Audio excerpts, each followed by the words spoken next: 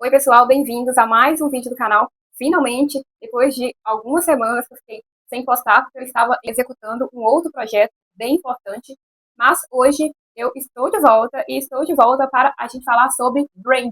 E se você é a pessoa que pensa que branding é só sobre identidade visual, fazer uma logomarca bonita, este vídeo, sem dúvida alguma, é para você. E para a gente falar tudo sobre este assunto, eu coloquei aqui para a gente fazer uma análise de uma empresa que é um case maravilhoso quando o assunto é brand, a Apple. Com certeza, se você está aqui, você já ouviu falar sobre brand e você vai perceber como essa palavrinha tão pequena, tão simples, ela pode fazer a sua empresa se tornar reconhecível e até mesmo aumentar o faturamento. Então, você vai ver como que essa palavrinha, quando bem executada, quando seus elementos são bem executados, ela pode gerar uma transformação maravilhosa na sua empresa.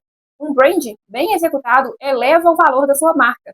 E nada melhor do que uma empresa como a Apple para a gente conseguir avaliar, analisar, perceber isso. E para a gente entrar mais nesse assunto, a gente precisa falar sobre o que é brand, o que significa essa palavra. Brand é o processo de gestão de marca. Ele não é construído da noite para o dia. Ele é um trabalho constante que vai fazer a sua marca se tornar reconhecível ao longo dos anos. O brand impacta diretamente na forma como as pessoas vão olhar para a sua empresa e reconhecer valor nela. Em outras palavras, ele define a reputação da sua marca. As palavras que você coloca dentro do branding precisam estar alinhadas com as ações da sua empresa para mostrar para as pessoas que a sua empresa realmente vive aquilo que ela prega.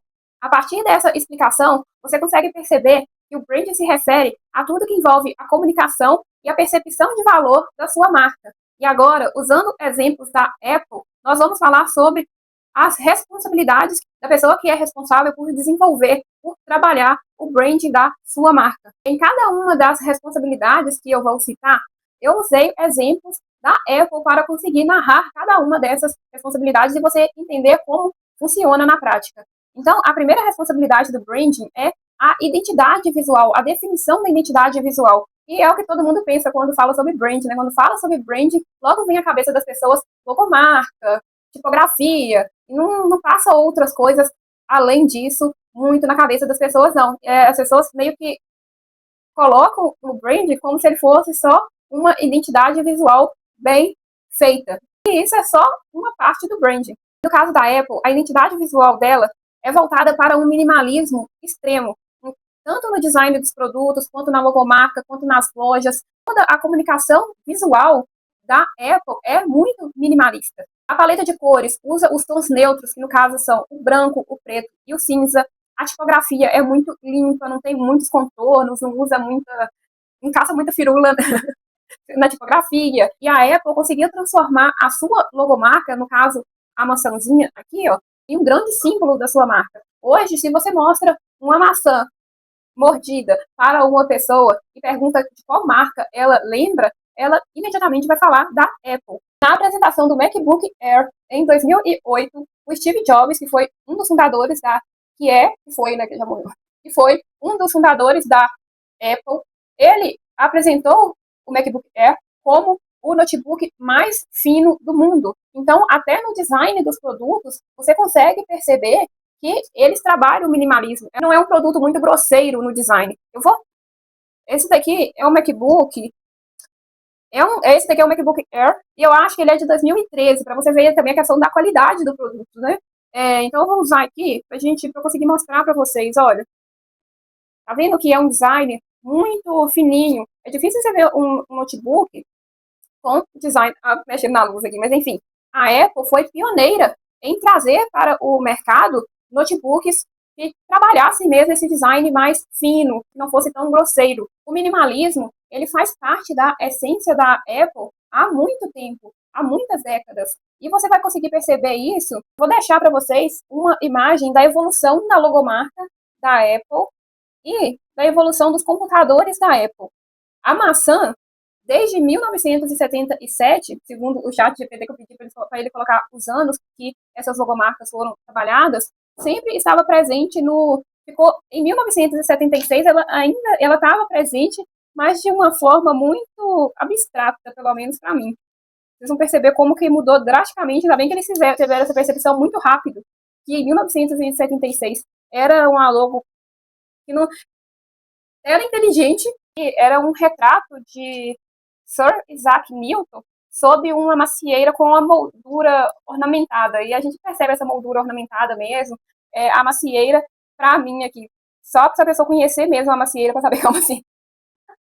E não é muito meu caso. Então,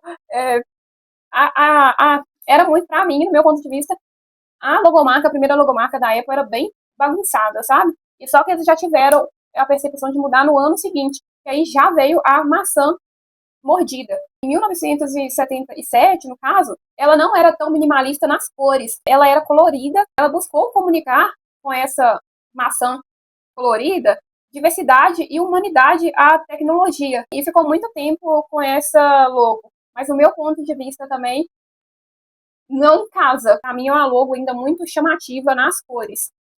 E em 1998, no caso 21 anos depois dessa maçã colorida, a Apple ficou 21 anos com ela, já veio o trabalho em cores neutras. E aí a Apple trouxe uma maçã cinza, um cinza puxado por prata. E essa logomarca fez com que a Apple puxasse mais para o produto e firmasse realmente como uma marca minimalista. Mas a logo da Apple continua sendo muito forte, muito reconhecível. Tanto que, desde 1997, eles trabalham com a maçã mordida. E nos computadores, vocês percebem também essa mesma tendência, que eram computadores mais grosseiros e, com o tempo, eles foram colocando um design mais minimalista, mais sofisticado. E esse exemplo da Apple mostra para vocês que o branding, ao longo do tempo, ele pode sofrer alterações, mas que a essência dele precisa continuar a mesma, como foi o caso aqui da Apple. O que torna a marca reconhecível precisa continuar forte, igual o caso aqui da logomarca, que eles não mudaram a maçã ao longo do tempo, eles mudaram a cor, começaram a trabalhar em tons neutros, mas eles mantiveram sempre a maçã mordida, não ficou tendo alterações na logomarca com frequência. E mostra que você, ao longo do tempo, você vai aprimorando, que o brand não deixa a marca engessada, e ele busca sempre a melhoria contínua. E mostra também que ninguém começa perfeito, porque se você olha aqui, a logomarca de 1976 e os computadores de 1976 até 1998, eles eram, assim, no meu ponto de vista, não eram bonitos. E em 2001, eles já começam a melhorar mais na questão do design. Ninguém começa perfeito. É difícil você começar perfeito. Se eu não me engano, é o Bruno Perini. Eu já escutei isso com ele. E se você começou perfeito, você começou tarde. E isso é a mais pura verdade. Esse exemplo da Apple mostra muito isso. A segunda responsabilidade do branding é a definição do tom de voz da marca. E se tratando da Apple, o tom de voz ele é simples, confiante, direto, sem exageros técnicos.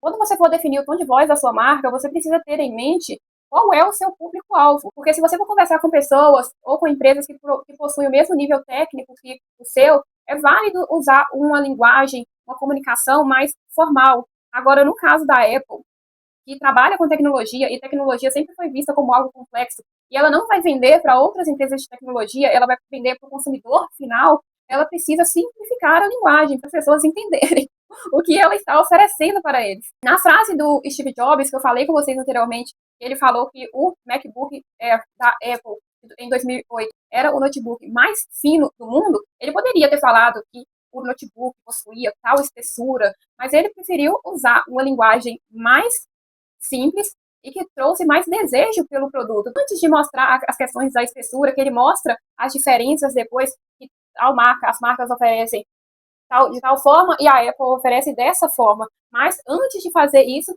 de mostrar os termos técnicos na apresentação dele, ele já começou com uma frase muito simples. O notebook da Apple é o notebook mais fino do mundo. Ele tornou a linguagem acessível. Você precisa ter em mente se você vai querer usar uma linguagem formal ou se vai trabalhar entre a linguagem formal e a linguagem informal, até que ponto a linguagem informal é cabível, se você vai trabalhar com certas figuras de linguagem, como o humor, a ironia, é uma das responsabilidades do branding a definição do tom de voz da marca, como que você vai se comunicar com o seu público-alvo. E o próximo vídeo aqui do canal vai ser sobre público-alvo, você vai entender como criar o seu público-alvo, o que é público-alvo, o que é persona. Isso é um ponto crucial na hora de trabalhar o branding. Outra responsabilidade do branding é a definição de valores e propósito. Os valores é uma das partes das diretrizes organizacionais, que são missão, visão e valores. E no caso aqui, os valores da Apple são inovação, criatividade e pensar diferente. Você consegue perceber todos esses valores muito intrínsecos nos produtos da Apple, na forma como ela se comunica, nos produtos que ela oferece no mercado. E o propósito implícito da Apple é empoderar indivíduos por meio da tecnologia.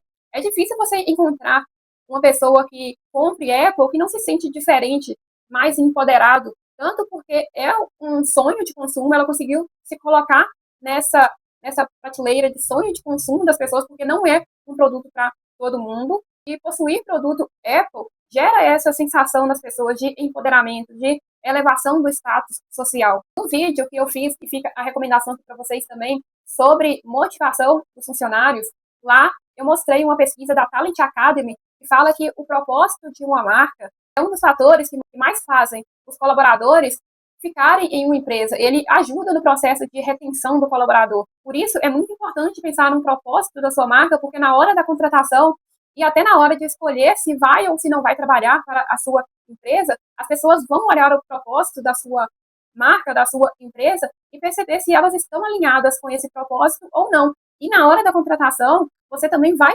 conversando com a pessoa e percebendo na forma dela falar, os pensamentos dela, se o que ela pensa está de acordo com o propósito da sua marca. E isso é muito importante porque vai diminuir na rotatividade de funcionário. E rotatividade muito alta traz uma reputação ruim para a empresa. Você consegue perceber que as decisões que são tomadas no branding impactam diretamente outras áreas da empresa, como a parte de gestão de pessoas, a área comercial, de vendas. Muitas outras áreas da empresa são impactadas por decisões que são tomadas no branding, na estruturação do branding. A definição de propósito e das diretrizes organizacionais, da missão, a visão e os valores são coisas para serem pensadas desde o início da sua empresa, não algo para deixar para depois, porque na hora de contratar, na hora de comunicar com o seu potencial cliente, isso precisa estar muito bem alinhado.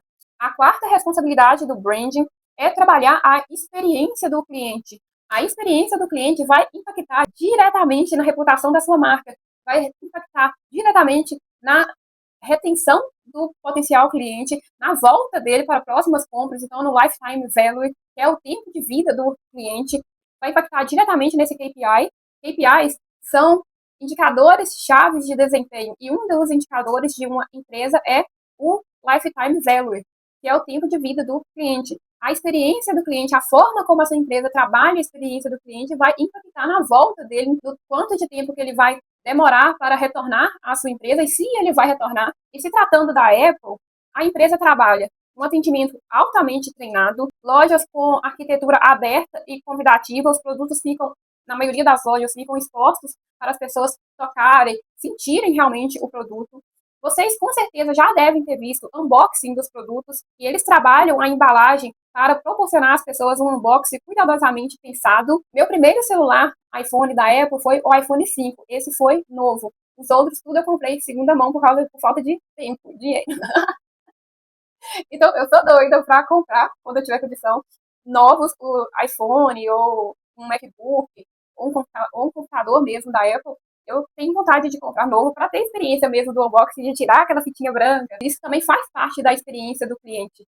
E outra coisa bem interessante é que a possibilidade de realizar um unboxing do produto, ele estimula o compartilhamento. Isso também gera desejo nas pessoas de comprarem, de adquirir um produto Apple. E a Apple também trabalha dentro da experiência do cliente com um ecossistema muito integrado. O iPhone, o MacBook, o iPad, o Apple Watch, todos esses produtos se conectam entre si. Esse ecossistema integrado é muito interessante porque não dá tanta dor de cabeça para o cliente. Quando você compra, por exemplo, um iPhone da Apple, e se você tem um iPhone, para passar as informações de um telefone para outro é muito simples. Igual no caso, eu tô com o iPhone 11 e esse MacBook, meu irmão passou ele para mim. Para enviar uma foto ou um vídeo que está no telefone, é um processo super simples também. Então, esse ecossistema integrado facilita a vida do cliente. Você percebe que são pequenas coisas, mas que fazem muita diferença na forma como a empresa proporciona uma experiência bacana, uma experiência legal para o consumidor, que faz ele ter vontade de voltar e de comprar novos produtos. E eu coloquei aqui para eu contar uma experiência pessoal que eu tive com a Apple. Há muito tempo, eu fui comprar um cabo para o meu celular, um cabo de carregador. E quando eu fui comprar, eu comprei errado. Eu comprei um cabo USB-C. O S, não, é isso mesmo. Peraí, acho que ele tá aqui. Quando eu fui comprar o cabo, eu comprei errado. Eu comprei esse cabo aqui. Tá até aqui ainda guardado, que eu não teve utilidade realmente. Eu comprei errado. Eu comprei este cabo aqui, comprei errado. Tá vendo que a entrada, com duas entradas assim, comprei o cabo errado. E aí eu entrei em contato com o atendimento da Apple para eu poder olhar sobre questões de devolução do produto. E o menino que me atendeu, ele pediu, olhou o meu endereço, ele me deu um outro cabo, o cabo realmente que eu precisava, não cobrou, não falou que eu poderia ficar com esse cabo aqui, vender, fazer alguma coisa com ele, e mandou de graça. Eu fiquei super feliz, porque foi quase que eu recebi da Apple, mas e fiquei impressionada realmente com o atendimento, porque foi um erro meu, por ser um produto também mais simples, obviamente, deve ser por isso que ele fez isso, mas me surpreendeu, óbvio que se ele me passasse acesso aos dados para devolução do produto também, ia ser super tranquilo, e porque foi eu que errei, mas ele disse assim, é um cabo realmente de necessidade, então até que você faz a devolução para comprar outro, eu vou mandar, e mandou um outro, e mandou o cabo realmente certo, que é o cabo que eu precisava. Não é esse daqui não, porque tem muito tempo que isso aconteceu, mas, aqui está o cabo antigo, mas é um cabo, esse é o cabo antigo, ó, tá até desgastado aqui. Mas eu precisava de um cabo assim, ó, assim, com essas duas entradas. Então, foi uma experiência super positiva que eu tive com a Apple, quando eu precisei também de entrar em contato com o atendimento, com o suporte deles. E essa também é uma questão do atendimento ao cliente, de trabalhar realmente um suporte muito bem feito, muito atencioso, o cliente não passa raiva, não tem um desgaste na hora de entrar em contato com o suporte da sua empresa. E hoje, algumas empresas falham muito nisso, não sabem ao certo usar na medida certa o atendimento humanizado e o atendimento robotizado, e faz o cliente passar muita raiva desnecessária. A quinta responsabilidade do branding é trabalhar o posicionamento de marca. E no caso da Apple, o posicionamento da Apple remete à tecnologia premium, inovação e status intelectual e social. Como a empresa trabalha essa questão do pensar diferente, que é um dos valores da marca, isso faz com que gere também uma sensação de elevação do status intelectual. A forma como a sua empresa se posiciona impacta diretamente na forma como as pessoas vão se posicionar também diante dela. No caso da Apple, como a empresa se posicionou como uma empresa que trabalha, que entrega uma tecnologia premium, que entrega inovação, que entrega uma elevação do status intelectual e do status social, ela se coloca como uma marca, como uma empresa que não é para todo mundo, que é um produto de desejo, que ela gera uma experiência diferente para o cliente.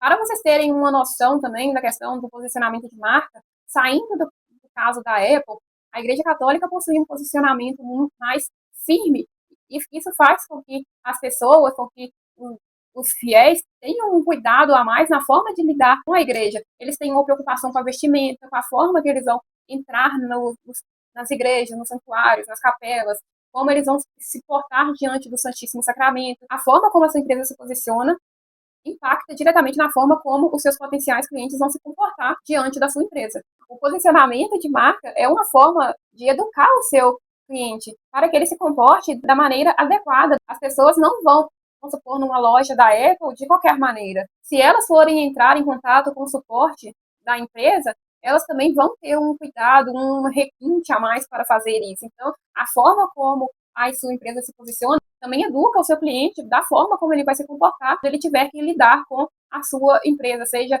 num atendimento, seja no momento de compra de produto, seja no pós-venda para resolver alguma coisa com suporte.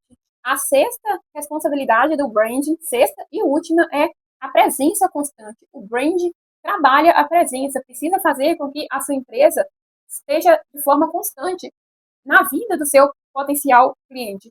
No caso da Apple, ela mantém uma estética muito coerente há décadas, e essa, no caso aqui, a presença é mais de um padrão estético mesmo, E em relação à presença na vida do consumidor, presença física mesmo, ela trabalha com eventos de lançamentos, e esses eventos podem ser vistos como rituais da marca.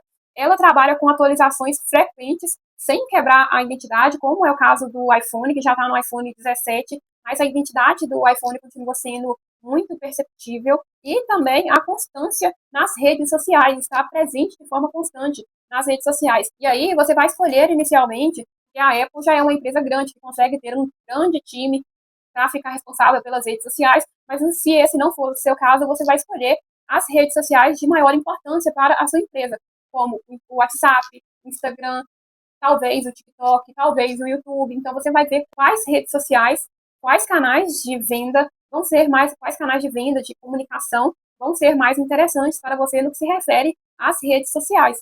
Você não precisa abraçar o mundo, querer pegar todas as redes sociais, porque algumas nem vão fazer sentido para a sua marca. E agora que a gente falou sobre as responsabilidades do branding, eu separei aqui para vocês 7 coisas que um brand bem executado proporciona. A primeira coisa que proporciona é uma excelente reputação, porque a sua empresa se preocupa tanto com a experiência do cliente que isso faz com que ela tenha uma excelente reputação no mercado. O segundo benefício é a alta percepção de valor. As pessoas veem na sua empresa a transformação que elas buscam e também enxergam qualidade nos produtos e serviços que a sua empresa oferece. E isso faz com que a percepção de valor delas aumente. O terceiro benefício é a precificação de produtos. A precificação está diretamente ligada à forma como a sua empresa se posiciona no mercado. Em cada lançamento de iPhone, as pessoas ficam ansiosas para poder comprar. Elas não importam de pagar 8, 10 mil num iPhone, porque elas sabem que o produto é bom, elas sabem que o produto vai gerar o sentimento que elas desejam, que é o sentimento de elevação do status social, de mostrar que é uma pessoa intelectualmente mais, mesmo que não seja isso, talvez eu nem tenha também esse poder intelectual todo, mas a marca faz ela se sentir assim. E saindo do exemplo da Apple, eu lembrei aqui de um caso da WePink, quando a WePink lançou a base. As pessoas não se importam em pagar 300. Eu acredito que a base da Dior, quer ver? Deixa eu ver aqui o preço. Aí, olha, uma base da Dior tá numa média de 400, 350 a 430, a 440 reais. Aqui tá 435, aí a gente arredonda. Então, a base da Dior tá entre 360 a 440 reais. As pessoas não se preocupam em pagar um valor desse numa base da Dior. Mas quando a Virgínia lançou a base, e a base dela custava 200 reais, teve um alvoroço na internet, que as pessoas acharam um absurdo, apesar da Wiping colocar esse preço mais alto nos produtos, mas sempre colocar eles dentro de promoções onde eles saem mais baratos, é a forma da empresa trabalhar, teve um verdadeiro alvoroço nas redes sociais. E isso mostra a questão da percepção de valor, que as pessoas têm uma percepção de valor alta da Dior, porque até a forma como ela realmente se posiciona, se comunica, também tem uma percepção de valor da WePink, mas não a ponto de cobrar um valor alto nos produtos, porque a forma como a empresa se posiciona é de oferecer aos consumidores produtos, acesso a produtos mais em conta. Desde quando a WePink lançou o primeiro produto, que foi o Serum 10 em 1, ela já entrou como uma empresa que vendia produtos mais de qualidade dentro da comunicação da empresa, né?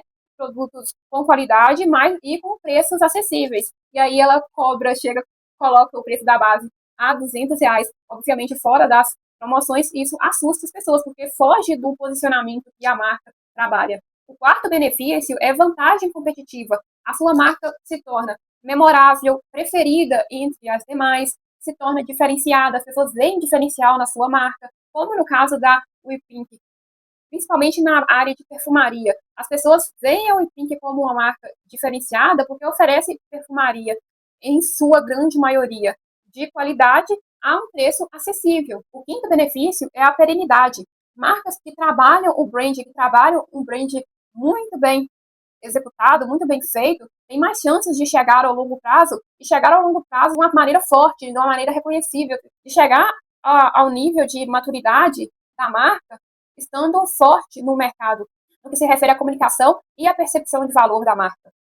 O sexto benefício é referencial. Uma marca com um brand muito bem executado faz com que ela se torne uma referência para outras empresas, ela se torna objeto de estudo para outras empresas. E o sétimo e último benefício é a construção de comunidade. Marcas com branding bem executado têm mais chance de construir uma comunidade e essa comunidade se torna defensora da sua marca. Em muitas situações, a empresa nem vai precisar se pronunciar. Os próprios integrantes da comunidade vão se pronunciar por ela. Ter uma comunidade em torno da sua marca é extremamente importante. Eu fiz um vídeo falando sobre isso, como construir uma comunidade forte, depois você vai lá assistir também, porque está muito bom. E usei vários exemplos de produtores de conteúdo e pessoas que possuem empresas, que possuem comunidades fortes e como você pode fazer para construir a sua comunidade também. E essa comunidade forte, ela é formada porque o brand faz com que as pessoas, faz com que os seus clientes criem conexão emocional com a sua marca. A sua marca vai ocupar na mente deles um espaço realmente de nostalgia, de lembranças positivas, de sentimentos positivos, e essas pessoas vão se tornando, aos poucos, defensores, integrantes da sua comunidade. Outro fruto também da conexão, de gerar conexão emocional e que favorece na construção de comunidade, é quando você estabelece os seus valores, o seu propósito, porque as pessoas vão sentir que a sua empresa luta pelo mesmo propósito que elas e possui valores semelhantes aos delas. Eu espero que esse vídeo tenha ajudado você a entender a importância do branding. E caso você tenha alguma dúvida, pode deixar nos comentários. Também, não se esqueça, eu esqueço de fazer isso no início do vídeo. Não se esqueça de se inscrever no canal, de curtir este vídeo. E, como eu disse, se tiver alguma dúvida, pode comentar aqui também. Um beijo e até o próximo vídeo.